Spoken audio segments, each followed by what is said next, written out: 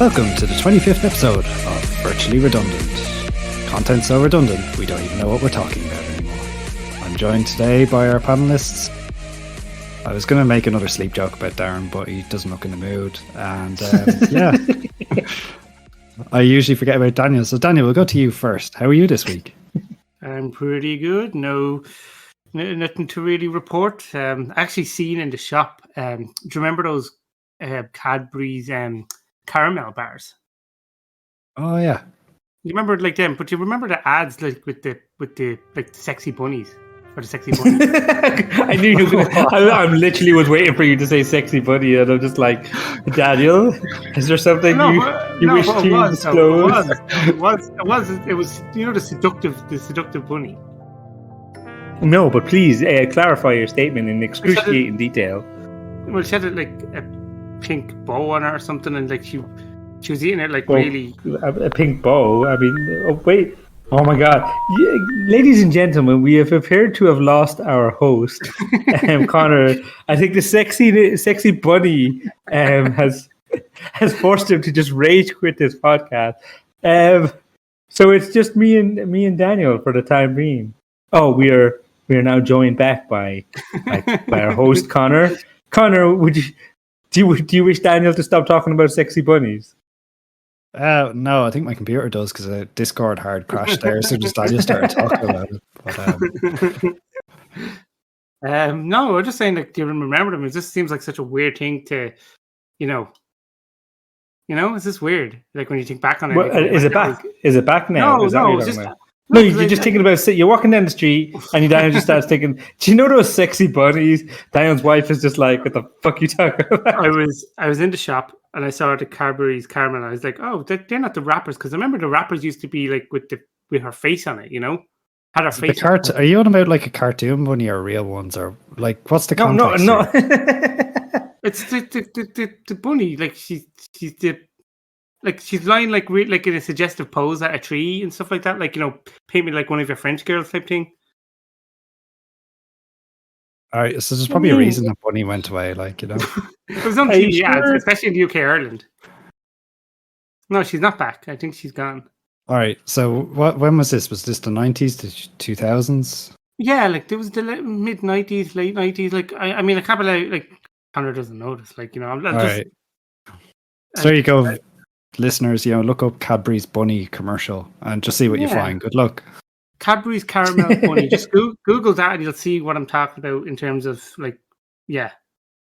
No comment. Okay. This just popped into your head just cause? No, it was just something I remembered during the week. Oh, okay.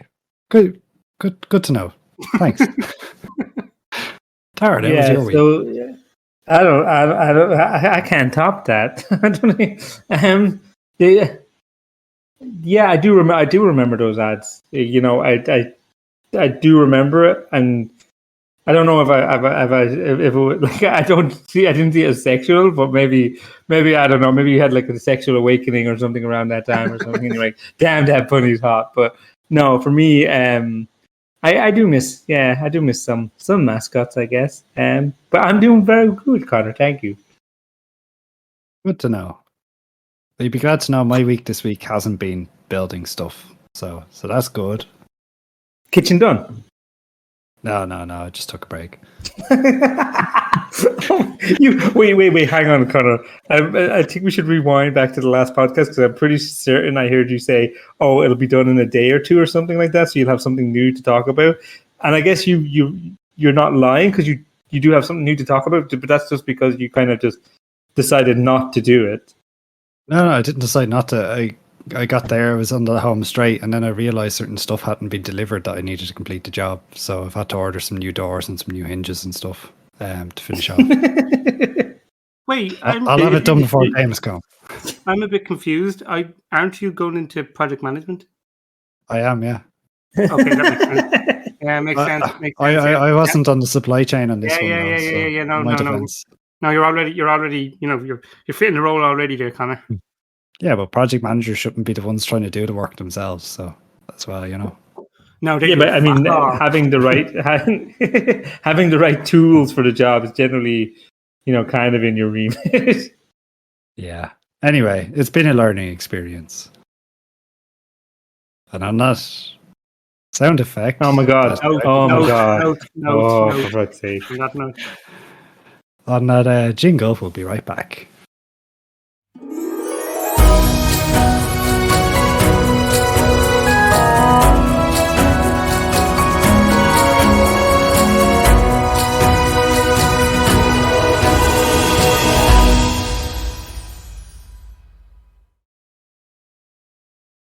For this topic, I would like to talk about predictions for the future, maybe from the past that didn't go so well. And then maybe at the end, we might revisit our own predictions for the future so people can lambast us in the future and say how wrong we got our predictions.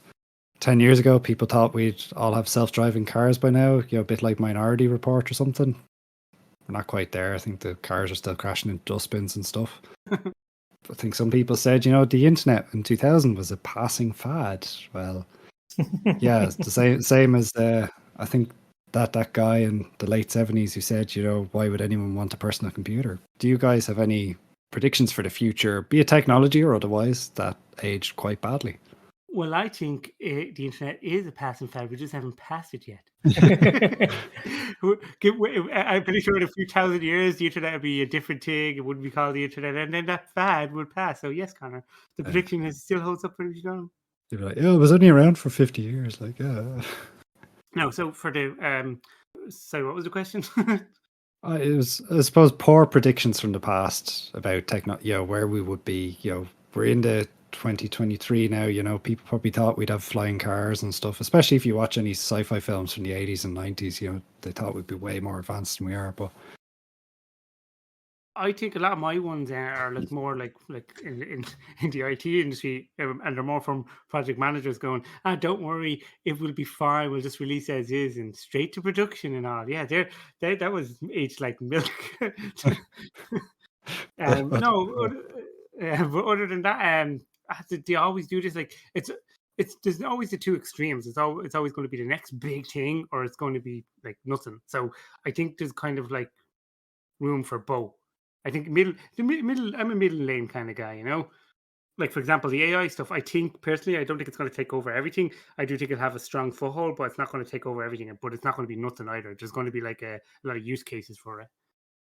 Yeah, I think it's going to be like integrated rather than like obliterate. It's not going to be like a game, it's going to be a game changer, but not in the way people would assume it's a game changer. It's not going to like come along and be like what you call it, industry breaking or whatever. It's not going to be like, don't think of it along the lines of like an industrial revolution style change to our society. This is very highbrow stuff, but yeah, it's going to be more like things just become enhanced by AI rather than kind of replaced by AI. Yeah. Yeah, in terms of like the bad predictions, I think every kind of major big thing, people were like assuming that it's just like a passing fad. Like even television, people thought it was a passing fad. People thought like, oh, radio is ruining our street youth and all that kind of thing. And it's no good will come of it. And it's like, oh, remember when the radio like broke society? No, it's just people are, I think it's more down to like people are scared. Like when people make these bad predictions, in my opinion anyway, I think people are just afraid of them because they just don't get them, or they don't maybe get the application of them. Oh, fair enough, I suppose. And when do you think we're going to be at the point where we're giving out about something new? Have we passed that threshold ourselves yet, do you think? Or are we going to be like, damn kids in their VR headsets, it's ruining the youth? We already have. We're already moaning about everything. We're already past that stage. Everything stinks. Everything sucks. Yeah. I mean, it's not just that. It's just like, you see something like TikTok and you're like, the fuck is it? Like, what the fuck am I thinking? What is a TikTok? I don't understand this. Like, please explain. No, then your instant reaction to it is like, oh, that's stupid. That's not going to last. And it's just like, yeah, well, it did last. It's billions and billions of dollars. So, I mean, that doesn't mean everything you see is definitely going to make it, but keep an open mind. I think funnily on that, and just to touch off, just because you raised TikTok for a moment, does anyone remember? I think it was Vine. So Vine was essentially the TikTok before TikTok. And I can't remember who the parent company was, but they killed it because they went, oh, this doesn't have a market. This will never take off. And then bam, like 2 years later, TikTok came along. So What was the other one? What was the streaming service that like they used to make like episodes like 15 minutes long? They were very short lived. It was a company that started up, but they ultimately failed. I think they were too early because personally, I think my you future on about potential like is Rooster Teeth or YouTube type episodes or no, something no, no. else? This was a proper streaming platform. Hold, please. I mean, I think there's something to be said for, sometimes the first to market is not the disruptor. It's always someone who comes along and actually makes it better. Like it's actually quite common for someone to come along and do it. Like, do you remember on Live, Yeah. cloud streaming gaming? They were many, many years in advance of, the big industries, but they were first to market. But they generally, when it comes to first to market, they get to the market and they have this great idea, and it is on paper very good, but there's lots of flaws in it and stuff like that. And then the big giants would come along and be like, "Oh, you've already done the ground research. We can now come along and actually do it properly because we've got the minds and the money and the funds to do it." Sorry, the name of the streaming service was Quibi. Quibi. Ah. QUIBI. So basically, they only released something like they released like TV series, but they were only ever like 5 to 15 minutes. And I think that's the perfect trend going forward with the way people don't have much time anymore. It's just they're obviously too early. I think maybe in 10, 15 years' time, you're going to see a lot of that. You're going to see like an MCU type thing, but it's only like 3 hours long and it's like 100 episodes or something like that. Well, you talked about On Live there for a minute, Darren, just to kind of go back to that as well. I think their problem was they released in the era of like, you have a 20 gig limit a month data cap. They released in the age of data caps, which considering what the service needed to do wasn't really, I remember trying it and being impressed. It wasn't like playing games locally or anything, but I still thought it was a really cool idea. It did work. I do remember, despite what some people say, it did actually work. Maybe not for competitive multiplayer, but it did work. And I think, but you were constantly like, I have to shut down now because my data cap. Yeah, the problem with the also any multiplayer games there was actually they were self-contained, so you weren't playing multiplayer with friends who had PC version. You were playing multiplayer with only people who had on live as well. And obviously it works because if you look at Xbox Cloud Gaming, I play that often and it works perfectly. And so it is useful. It is a nice thing. It's just they were too early and the infrastructure wasn't there for a lot of Europe. Like look at Ireland back then, like we didn't have internet speed for on live. Like if you're in the capital, yeah, but rest of Ireland didn't. And I was in Wicklow at the time. So yeah, you just had a pigeon that you had to say what your next move was, and you get a response. They did that. But They no, did that in Africa. They did that in Africa, didn't they? There was it was a data transfer test. Yeah. Yeah, where they were testing in somewhere in Africa, they tested who has a faster speed, a bird with a USB stick with the data on it, or they're actually transferring the data, and the bird got there first before the data was actually downloaded. Yeah, and it went to. I think it was a stunt to show how bad the infrastructure was. But to go back even further, like first to market for like multiplayer, online games, like some Atari games did it. But you remember, Dreamcast was like the first one to actually do it properly. And of course, that didn't succeed for many, many reasons, the console itself. But Xbox then came along, and everyone remembers Xbox Live as being kind of the big one that kind of brought a standardized, like they standardized how you should be doing the gaming. And I feel like that's kind of what the first to markets generally come along and to prove a concept or something like that. And then, you got the industry giants come along to actually standardize it. So yeah, like even online gaming was probably considered a fad, maybe even Dreamcast. You're like, oh, why would you ever want to play against people across the world when your Dreamcast can already give you 4 controllers, And it's just, yeah, why would you want to play in a World of Warcraft, Yeah, I don't know. I worry for the future. I'm an old man now. I don't know. Things scare me. I read up new things. It's like this scares me. Like even C++ new standards is like stop it. It's already dead. I just don't want to see anymore. Just don't give me new stuff. Just keep it as is, please. Although one thing I can see in the future is a lot of developers not knowing the standard coding languages like your C and C++ and stuff, because they'll probably be all using some easier to interpret higher, or is it higher or lower level? I always get it mixed up. A higher level. So you're talking about Higher. people making like bank applications in Scratch, like, you know. Yeah, it'll be going through an interpreter into C++. So it'll be like you get the cat to swipe at the thing to do that. And, transaction process, Bank of Ireland. There you go. Yeah, Bank of Ireland's whole infrastructure written in Scratch, like, probably, you know. Can we just tell our listeners, if you haven't? Oh yeah, for context for our listeners. So in early to mid-August 2023, Bank of Ireland had a complete IT meltdown, but loads of people thought that meant free money, so they queued up at the ATMs for hours and get the money, forgetting that ATMs take a full record of your transactions. What happened was that the banking app and the banking website stopped working for whatever reason, and this is like more rumors, but apparently, like, the back end system that had to check the account balance wasn't working. So the default system is to stop people getting money, because like that'd be worse than giving people money, is to just get people money up to €1,000, even if you didn't own it in your account. And people actually thought free money, and those queues in the ATM, Gardays had to protect the ATM, stopping people, and it was just crazy. But what made it even more funny was there's so many TikTok videos and YouTube videos of people then rushing to Tesco and Harvey Norman to buy TVs with their quote free money. Obviously, it's not free, and it went into overdraft. But you just have to laugh. Yeah, well, I did see one meme, because unfortunately, and again, just for context, Dublin city centre has been subject to a bit of a wave of crime recently, and some were posting up memes, how to get the Gardaí to protect you, dress up as an ATM if you walk around Dublin. So just for context for people listening, the Gardaí is what you call the police in Ireland.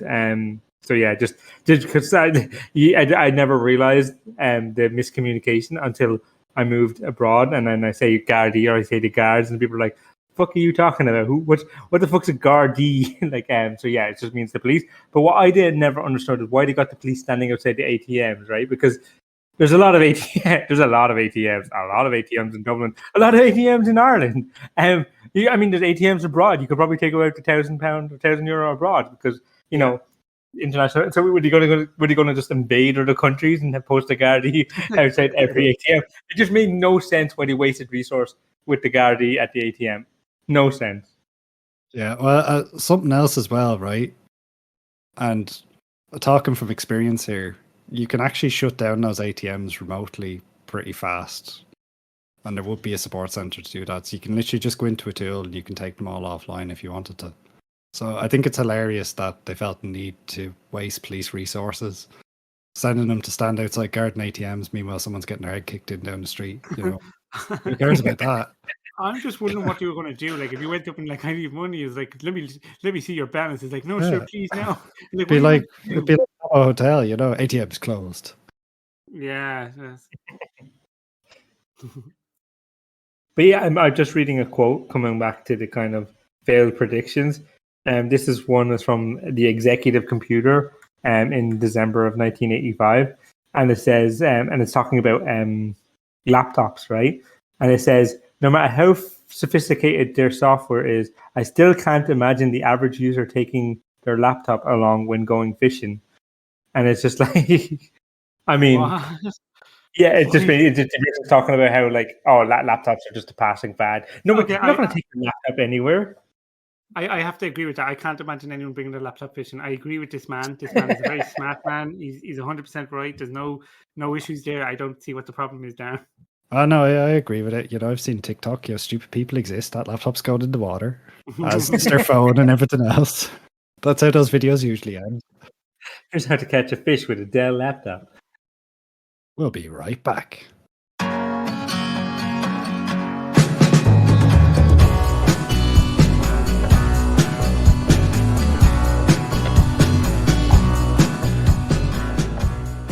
Well, that was, I don't know, we call them interesting discussions. I don't know. The listener can decide. No. But, okay. Thanks. Well, I think at this part of the podcast, you usually check, how your week's going to go. But, maybe I should say, what's in your general thought process at the moment? Because Daniel had some really weird thoughts at the start of this podcast. So what's there now, Daniel? What's there now? I'm actually looking up about One Piece is in 2 weeks to live action, so I'm hyped for that. Are you hyped, Darren? Oh, I'm very hyped for the One Piece live action. I think I'm going to be cautiously hyped. I think my reservation is it has the Netflix logo on it, so I'm kind of like, I don't know. A lot of the live action adaptations, I'm always a bit like, I don't know about this, but yeah, it could be. Alice in Borderlands was a good adaptation. That was brilliant. That fairly was faithful, I really liked that. Yeah, that was brilliant. You know what my favorite thing in Alice in Borderland, Darren, because I don't think Connor's ever seen it. Season 2, the first game with tag type thing with points. Like I won't give it away too much. In the shipyard. Yeah, that was a good one. Yeah, no, I remember now. Yeah. That was my favorite one. That was awesome. Connor, if you haven't seen Alice in Borderlands, watch it. It's absolutely brilliant. It doesn't have school children killing each other like Darren likes, but it's. I know they're close enough. For anyone who doesn't know, Darren likes reading a lot of manga, and most of the mangas that he recommended was like school kids having to kill each other for some weird reason. Battle Royale. There are various adaptations of the Battle Royale film over the years, just in manga form. Yeah. Pretty much, yeah. I'm really happy that Darren never became a school teacher. Yeah, but Alice in Borderland was brilliantly done, and not only that, the good thing about the Netflix adaptation of One Piece was Oda, the creator, writer, manga of One Piece, had a lot of involvement in it. So fingers crossed. Was there not a thing a while back where the first they did the trial viewing and people said they were really confused by it?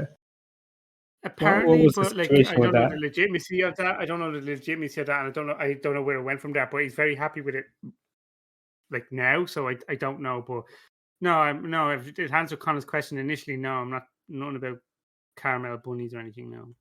Okay.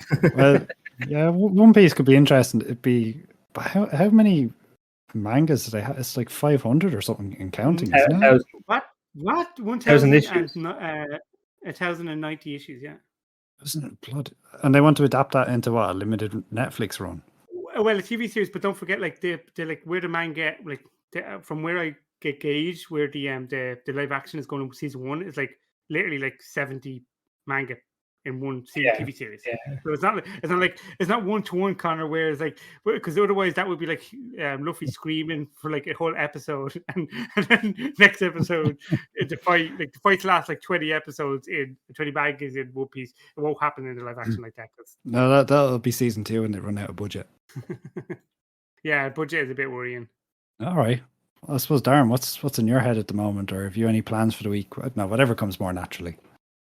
So yeah, speaking of closure, Daniel came to me and said, what show should I watch? Oh, is Into the Night any good? And I was like, Into the Night is very good. And he's like, is it cancelled? Do I get closure? And I'm like, oh, you hypocrite. Oh, you're a big fucking hypocrite. He comes onto the show and he's like, I'm a big man. Oh, I don't need closure. I don't need to do that. He's like, I'm not going to watch the show if there's no closure.